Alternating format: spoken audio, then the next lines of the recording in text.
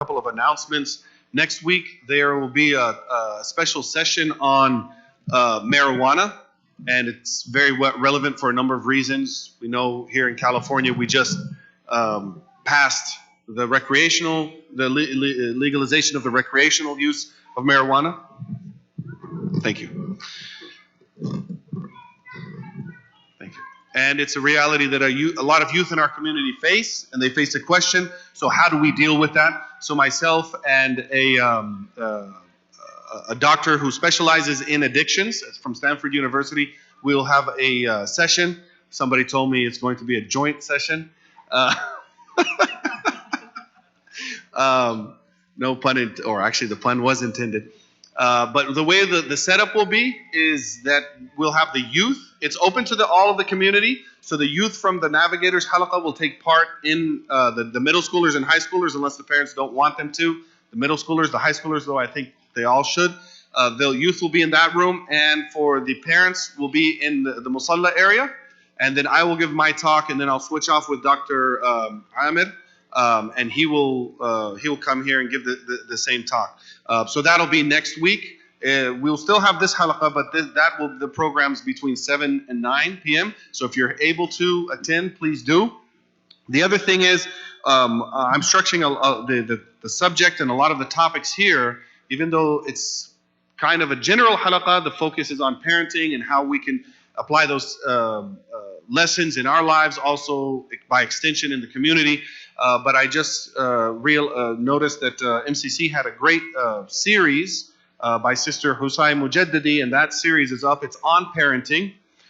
There's also another book that I'll recommend at the end. I'll put it on the WhatsApp thread for anybody who's coming to this halaqa regularly. If you're not signed up on the WhatsApp thread, you can leave your name and number, and we can add you to the thread. And yeah, so those two announcements. MCC has those videos on parenting. I'll be sharing a book, and sign up for the halaqa so that we can add resources and so forth.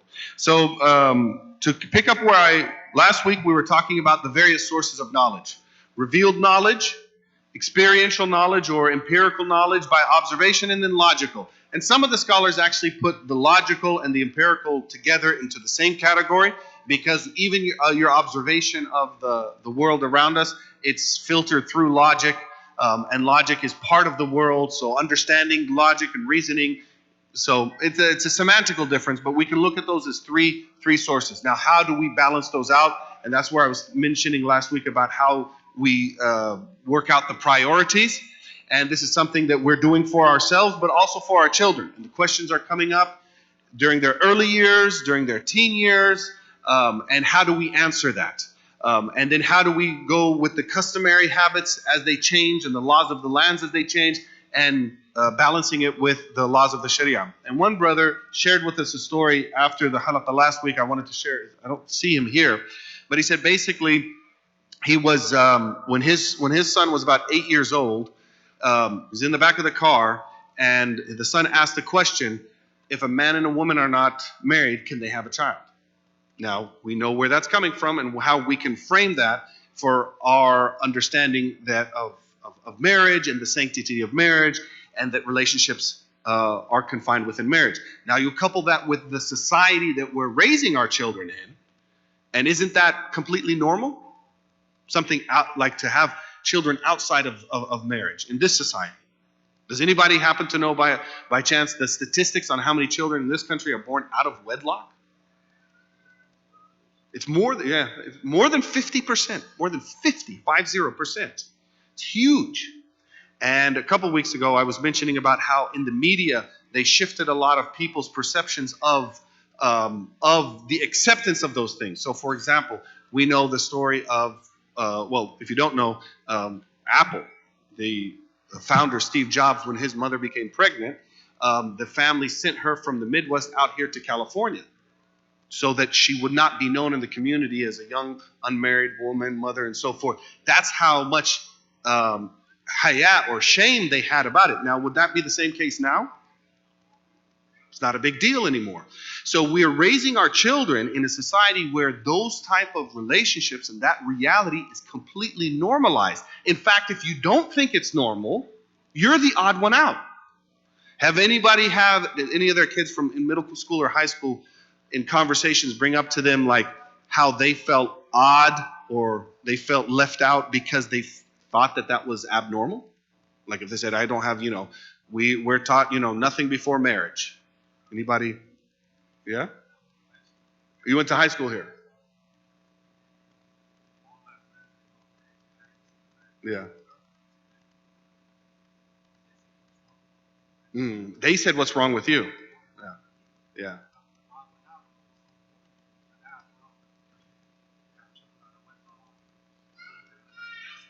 Yeah.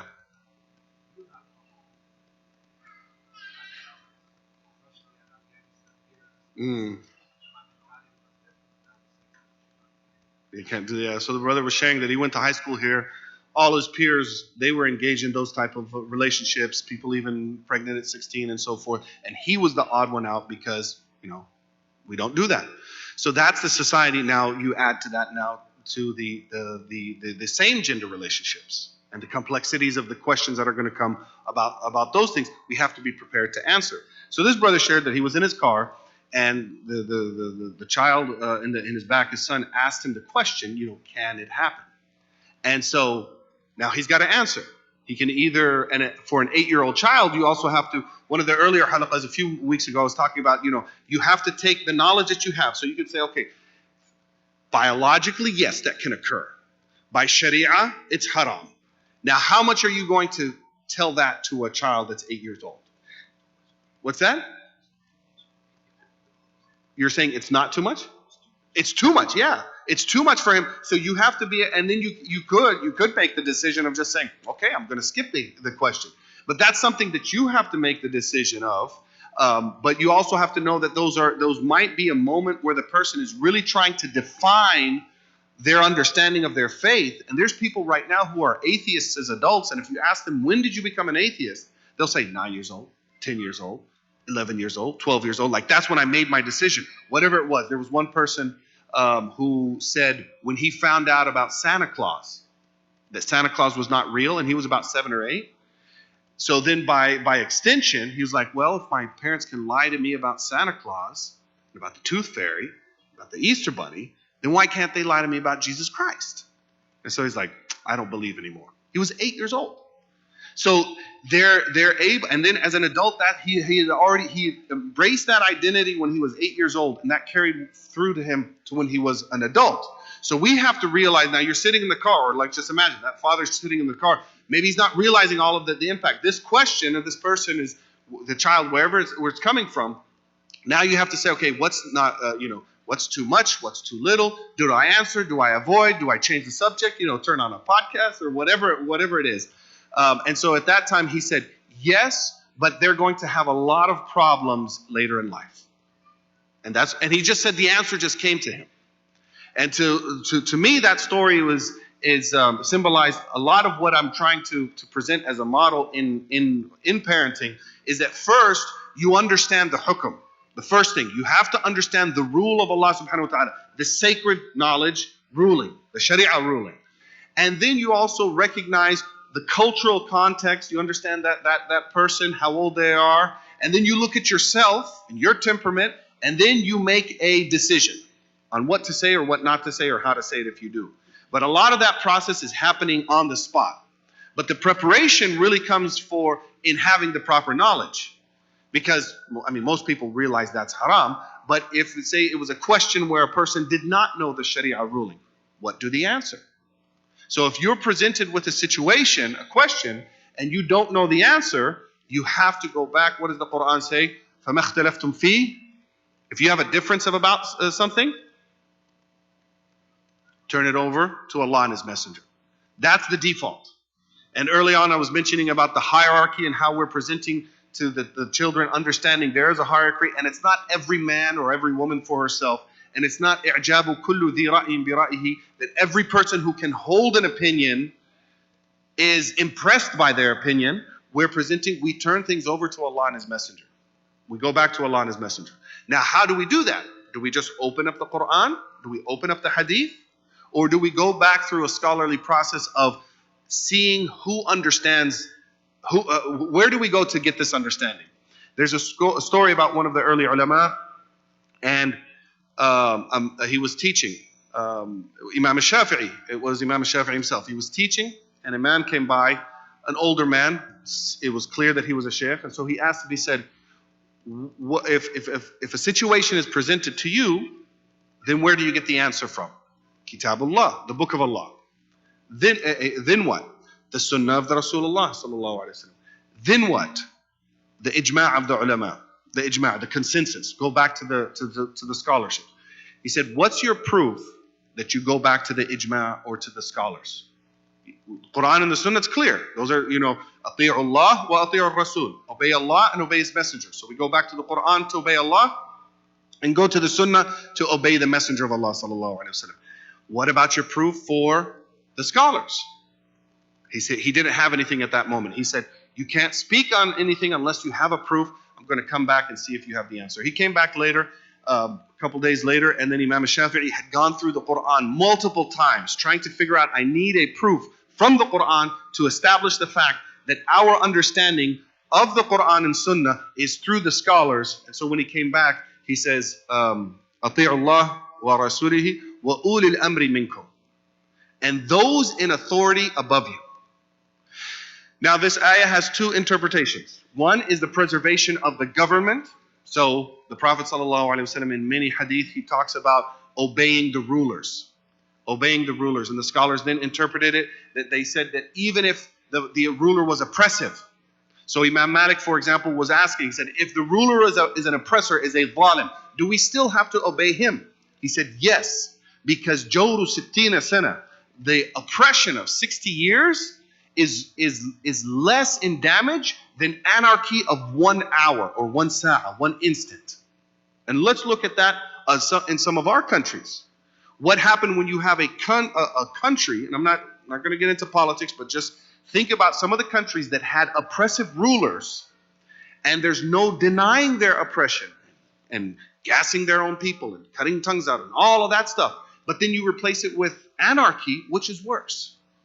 And so you can see the hikmah that even if you have two evils, the evil of anarchy and the evil of an oppressive ruler, you choose the lesser of the two evils. So the ayah that's usually mentioned in this discussion is you obey Allah and His Messenger and those in authority above you. Not if they order you to do something that's haram, of course, because the Prophet ﷺ, one time he sent out a group of people and he told them to choose an emir, or he appointed an emir of that group. When they went out and he said, obey your emir, obey your commander, your leader. So they went out and they built a bonfire, and the leader said, okay, jump in the fire. And they said, no, I'm not going to jump. He said, but didn't the Prophet ﷺ teach you to tell you to obey me as the ruler? He said, yes, but Allah also told us, don't throw yourselves into destruction.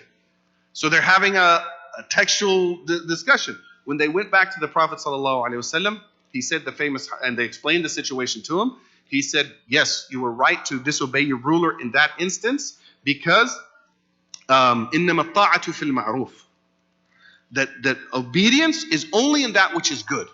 So as a quick example, if the ruler sets up rules of the road, the stop signs, stop lights, the on-ramp, those rules, we can't say, I don't have to obey this. This is not in the Quran and Sunnah, right? It's there. It's in place for our benefit, and the ruler says you have to stop. So we stop. As a Muslim, part of our showing our deen is we're following the rules of the road. There was so getting back to the ayah of Imam Shafi'i had mentioned it. The other interpretation is the ulil amri minkum, those in authority amongst you, is the scholars. The scholars of the Quran and the Sunnah. We obey them in the sense that we go back to the understanding to them. So when the Sahaba, there was over 125,000 Sahaba. And these are people who knew Arabic better than any Arab living today. And just out of curiosity, does anybody know when the last Arab who spoke Fusha Arabic naturally lived. There's people who speak Fusha today, but according to the ulama of Lugha, the people who have studied the progression of Arabic language and who sought out the speakers of pure Arabic. Imam Shafi'i, for example, he lived with the Bedouin Arabs for many, many years because their Arabic was more pure than the Arabs who lived in the city. So they were connoisseurs of the Arabic language. And they tracked who were the last Arabs who were speaking Arabic like saliqatan. It was part of their sajiyatan. It was part of their nature. Now people study, most Arabs when they grow up, is there any country that speaks Fusha as their mother tongue? No, there's no. They learn Fusha and they speak it, and some are better at it than others, but there's no person who's raised up like speaking Fusha Arabic the way the Jahili Arabs spoke it as the mother tongue. Nobody today. When was the last person who spoke it? They said about the year 400 Hijrah. That's 1,000 years ago. 1,000 years ago. So now all of our knowledge of Fusha Arabic is in the books and we're trying to revive it, but we don't have any living speakers of Fusha Arabic. And this is something that's discussed by the ulama who have looked at Lugha and Nahu and so forth. So you have right now, if somebody were to say, oh, why can't we just open up the Quran and the Sunnah? No, we go back to the ulama because they had the keys to unlock the Quran and the Sunnah. One argument that is made is, well, I can speak Arabic. The Quran's pretty clear. And the Hadith is pretty clear. Why can't I just open it up? Well, if that argument held true, even though we say the modern Arabs, there's nobody who spoke it for over 1,000 years, nobody's speaking Fusha Arabic the way it was spoken to understand. Whenever even the Sahaba, if they had a misunderstanding of a word in the Quran, they would say, go to the Bedouin Arabs and find out what they say about it. To give you an example, the Sahaba they didn't know the word wazar, kalla la wazar in the Quran, right? On that day, on Yawm al-Qiyamah, kalla la wazar. So even Ibn Abbas radiallahu anhu, who was one of the foremost authorities in the Quran, he was trying to figure out what is wazar. Until one day he heard two Bedouin Arab kids, they were chasing a lizard, and they chased it under a rock, and there was a tunnel like underneath the rock, and one kid was on one side with a stick, and the other was on the other side with a stick, and they had been chasing the lizard, and then finally one of the little boys said, La wazar, la wazar. Like, there's no way out. There's no way out now. Now we got him. Like he had been maneuvering and evading us and escaping, but now we got him trapped, and there's no way out. So then Ibn Abbas said, I know what wazar means. So this is how it was every single word they were trying to figure out, and it wasn't available to every single person.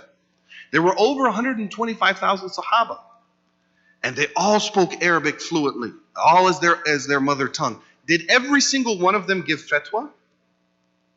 If they had a question, were they able to say, we're living right here next to Mahbat al-Wahi, to the place where revelation is coming down. We should be able to understand it. Did they from your readings of the seerah, did the Sahaba just everybody have their own opinion, or what did they do? Who did they used to ask? Who were some of the Sahaba that they used to go to? Ibn Umar, Ibn Abbas. Actually, those are two of what they call the Abadila. There's three Abdullahs: Abdullah ibn Umar, Abdullah ibn Mas'ud, and Abdullah ibn Abbas, the three Abadilas. Those were Maraji, people that they used to go back to. Who else did they go back to? Sayyidina Aisha radiallahu anha, our mother Aisha. She would actually clarify things that even the top Sahaba couldn't figure out. And remember, she lived in the house of the Messenger of Allah sallallahu alaihi wasallam.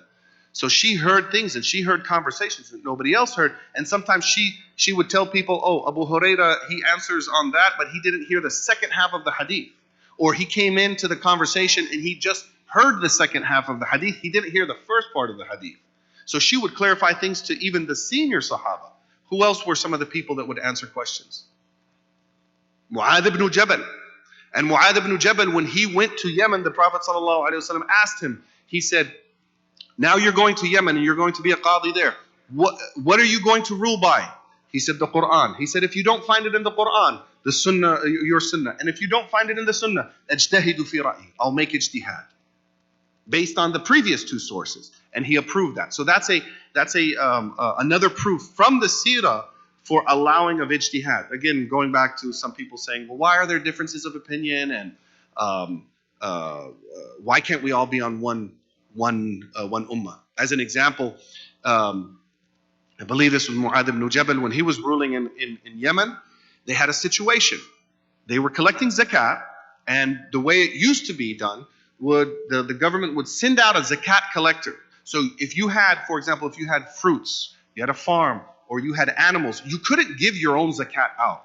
You actually have to wait for the jabi, the person who comes, the appointed the person from the government, the zakat collector, and when he comes, he picks which animals you give in zakat.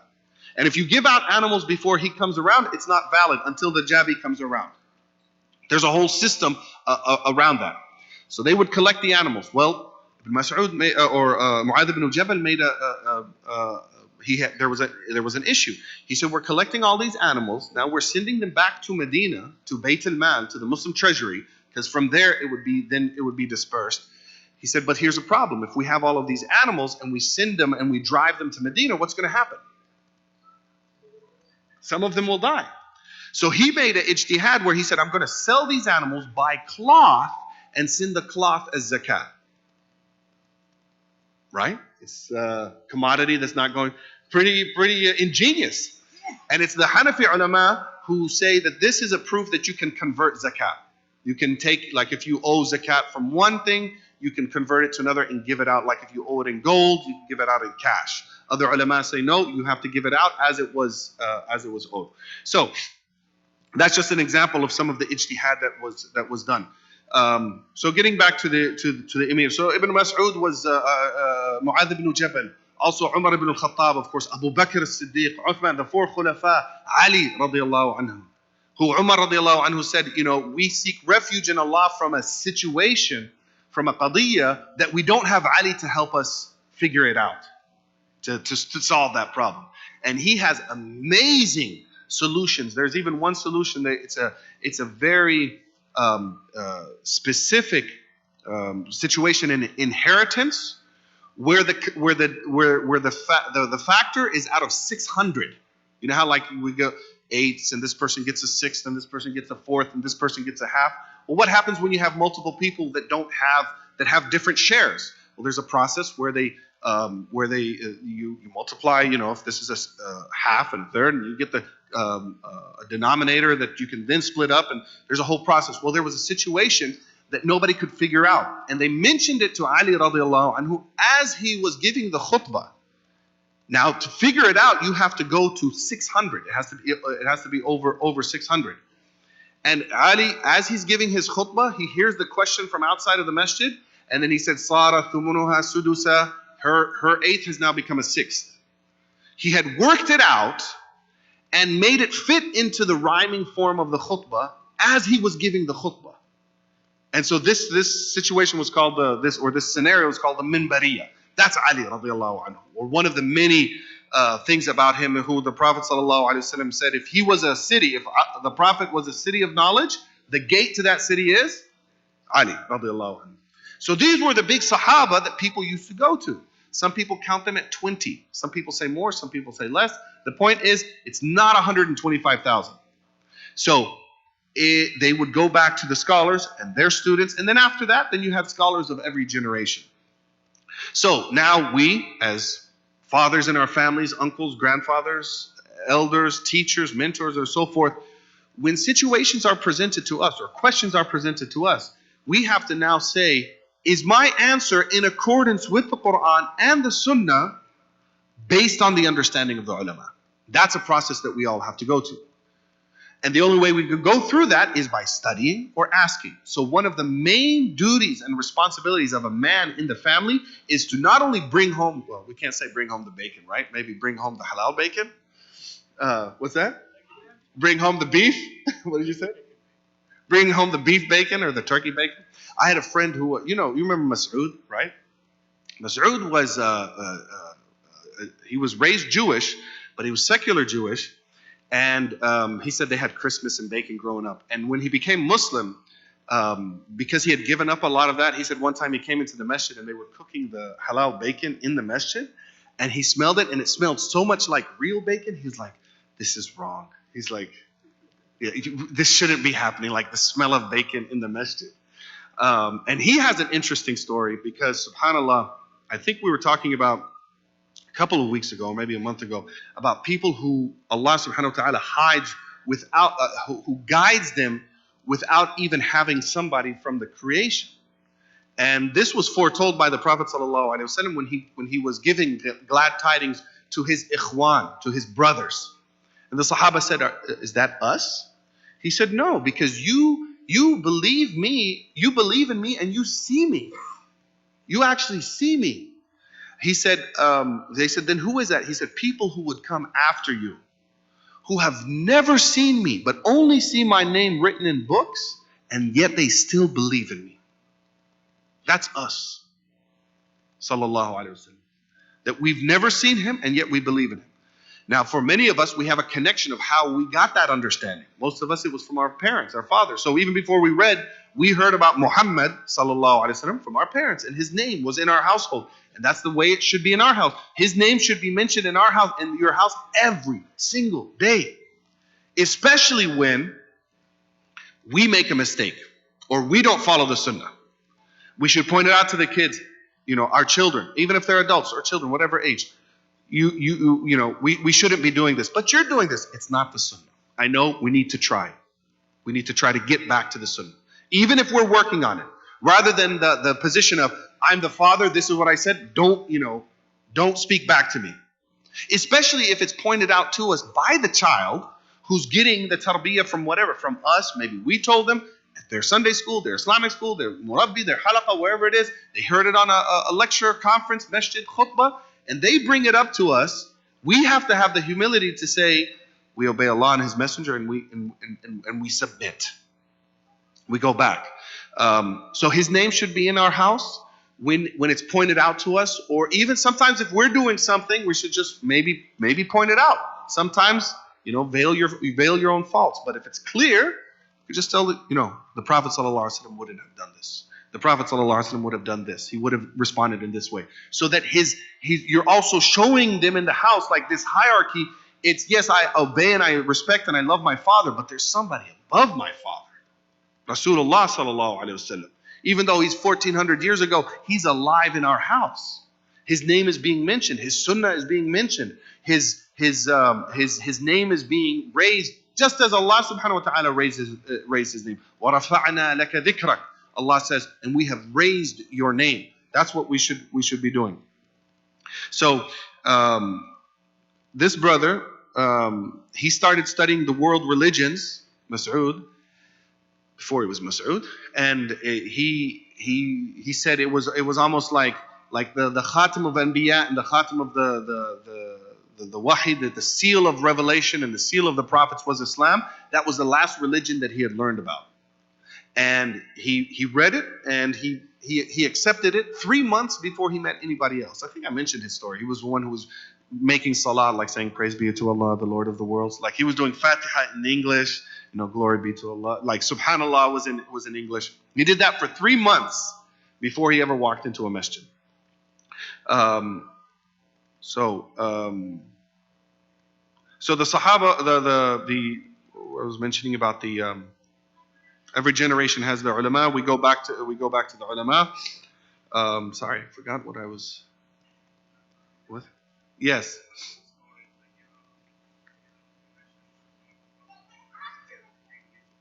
Yes. How would I have handled it? Well, I would have wanted to know what he meant by that, because I know at that point, some kids are learning about that aspect of life or not. He's probably, he might have been trying to figure out like what's going on. Like, okay, I know a man and a woman get married and then they have kids, but what happens if it's maybe he doesn't fully understand. So if it's has not yet been presented to him the talk, as they said. I probably would have given a general answer like what he said. That his reasoning for saying that they would have a lot of issues in life is because of we know that the children who are born out of wedlock, you know, Islamically, there's a lot of issues. They don't take on the name of their father. They don't have the nesab of their father. And there's a lot of issues that come along with that. So I probably would have answered like he did. That it can happen.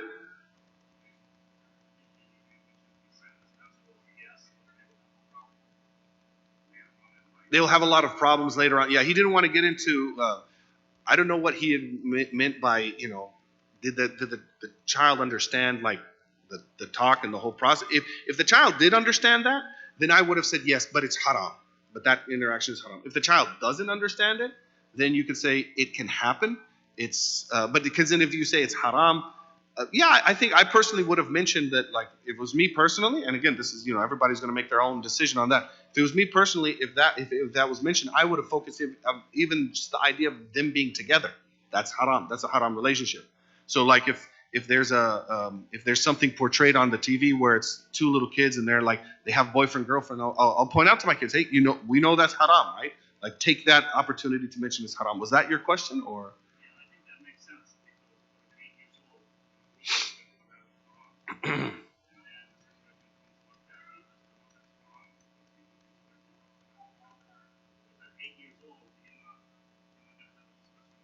Of all the details. Yeah. Yeah, that's what I would have pointed out, that at least that not even the fact of, I mean, even without even going into the idea of having a child, you know, and not being married being haram, just the mere fact that they're together is haram. And pointing that out. But another point too that I would say, especially when those questions are asked, we have to be very careful to not shy away from those discussions. That whether it's that discussion or anything else, but anything related to that, like gender relations or whatever you want to call it, intergender relations, boyfriend, girlfriend, LGBTQ, anything from that, you know, that we can't have haya as parents to not have those discussions with our children. Because the reality is, especially now with these devices, the whole world is open up. And they have their friends at school. And so all of they're seeing and they're hearing a lot of stuff before we even realize it. And so it's very important for us to be able to have very, like sensitive topic discussions with them. And they feel that they can open up and ask us about those situations. It doesn't have to be both parents. Maybe one child is closer to the mom or closer to the dad, and they can have those questions answered. But there are a lot of people who go into adulthood, and some of those conversations they've never had. They've never had. The boys have never had those discussions with their fathers. The girls have not had those discussions with their mothers, even about like what's, you know, growing and, you know, all of that stuff. It's a person just naturally might have like some haya, but those like modesty. But we have to remember there's two types of modesty: blameworthy modesty and praiseworthy modesty. And the Prophet ﷺ taught us this. One time, the Ansar women, they would come, and there's issues of tahara, right? Like one of the first things we study as Muslims is tahara, purification. And as a parent, we should be making sure that our children are following the rules of the tahara. Well, it has to do with a lot of bodily functions, right? What happens when this happens? What happens when that? Well, if we shy away from those conversations, then they don't even start learning about the basic foundations of tahara, which is the basis of the salah, and the salah is the imaduddin. It's a huge part of our faith. So if they're not having those discussions in the home, where are they having them? And the problem is there are people who grow up, go through adulthood, and maybe the parent hopes that, you know, they've had all those discussions, but they go into adulthood and then they confide in other people and says, my mom or dad never talked to me about this stuff. I'm learning about this and I'm 22, 23, 25 years old. And then realizing I have a lot of prayers to make up because I didn't start praying on time, because I didn't know I had to start at a certain time. Or because there were times when I had to take a ghusl and I didn't know about ghusl and I don't know what necessitates a ghusl. Those are conversations that we have to have with our children. If we're not having them, then we have to know that there's a murabbi in the family, that we're sending them and that they're having those conversations with them. For example, like this program here, the Rahma Girls program, that's been going on now for about 10 years at MCC. Very advanced, and they have a lot of discussions. My daughter came to me a couple of weeks ago. I was like, what was the halaqa about? She's like, systemic racism. MashaAllah. like really detailed topics. At the same, I was at MSA. Just to give you an example, a month ago, I was at MSA West. They had a conference that's in Southern California, and it was a panel about abuse in the community. I know there's kids running around. I think everybody understands what kind of abuse we're talking about, male, female, and attacks and so forth. So I asked them. I said, just navigating this and understanding like what actually constitutes somebody abusing you or assaulting or transgressing against you. Who in this and it was a hall full of about 100, maybe 120 people, college-age kids from all over California, Nevada, Utah, Arizona, and maybe even some flew full. Not a single hand was raised. I said, did anybody have these discussions at home, in their halaqas, in their youth halaqas? Ever hear a khutbah about it? Not a single hand was raised except for one person in the back. And I knew her. And I said, later on, I asked her, I said, I knew where she had those discussions. I said, where did you have those discussions? She said, in the halaqas here at MCC at the Rahma Girls program. I'm talking about like, these are people who are studying, they're studying, the parents, be a doctor, be an engineer, be a this, be a that. And they haven't had conversations about what to do if somebody touches you inappropriately. For fathers, especially for fathers, that discussion has to happen. You have to talk to your sons. You have to talk to your daughters. And yes, it's an uncomfortable discussion, but it has to be had. What do you do in that situation? And there's actually, I will share, we used one thing for a training on the boys' halaqah. I'll share it on the thread. A friend of mine from Ohio, he's big into the Boy Scouts. And he said the Boy Scouts have been running their program for over 100 years. And they have these discussions right? Anybody in the Scouts? Girl Scouts, do they have these discussions? Oh, they're still, okay, so maybe not. It's just cookies right now, right? Yeah. And let them, while they're, still young. But then eventually, reality kicks in. And so we have to be having these conversations and all. It's not happening. It's not happening. But anyway, he took what the Boy Scouts have developed. He put it into a brochure that he felt was appropriate for Masajid. It's still in the draft phase, but I'll share it with everybody just to take a look. And it's just like how to have the conversation with your child. This was more for the mentors to have the conversations with the halaqah leaders that we have with the halaqah leaders here. But how do you as a parent have those conversations? So whether it's about tahara issues, coming of age issues, these type of assault or abuse type of issues, whatever it is, if it's a sensitive topic, as a parent, you have to have enough courage to get over that haya and have those conversations. The Ansar women, the women of the Ansar, the Ansariyat, used to come and ask the Prophet ﷺ about tahara all the time.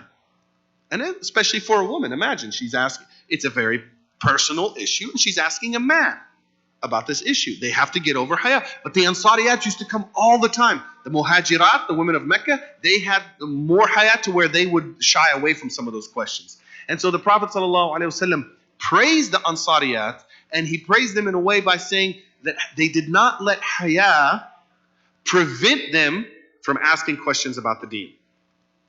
So that's the praiseworthy haya. So basically, any type of modesty that doesn't allow you to speak the truth is blameworthy modesty. And the modesty that allows you to speak the truth, but still in those situations where modesty is appropriate, you have enough modesty, that's praiseworthy modesty.